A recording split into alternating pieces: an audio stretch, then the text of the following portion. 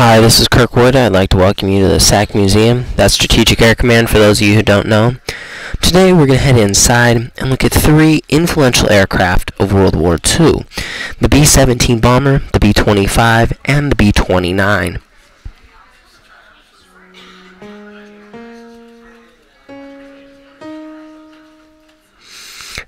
Standing out in front of you right now is the B-17 bomber. This plane is made famous by the Memphis Belle. To a large engine that power this wonderful aircraft. They're very, very powerful. Why? Because this plane, when fully loaded, tips the scales at 55,000 pounds. It's a pretty heavy aircraft, and you got to get it up into the air and get it going so it stays up in the air, which is why large engines are necessary. This is just one wing of the B-17 bomber that puts the plane at 103 feet wide. This is the nose section of the B-17 with its front turret.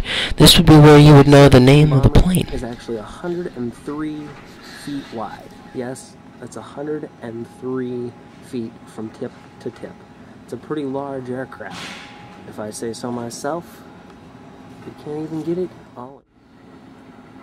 Here now I'm standing from behind that B-17, and as you can see all the way out in the distance there, that's the B-25, plane made famous by the Doolittle's raid.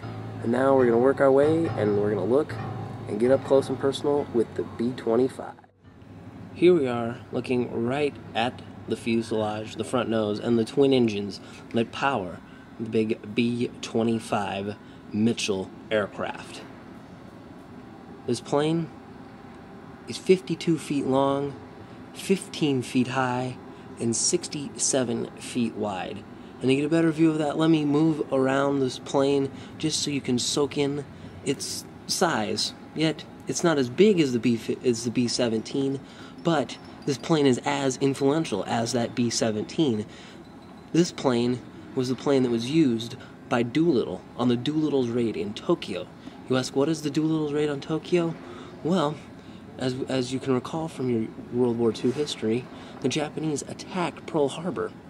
So what does the Americans do as a form of retaliation? We are going to attack Tokyo. And you ask how we do that? Well, we do that by Doolittle's raid. And surprisingly enough, right next to this B-25, we are going to move and look at what a plane would have looked like if it was being used for Doolittle. Here's what the plane would have looked like when it was flown during Doolittle's raid on Tokyo. There were 16 different crews. They were all targeting Tokyo and the surrounding area of Japan.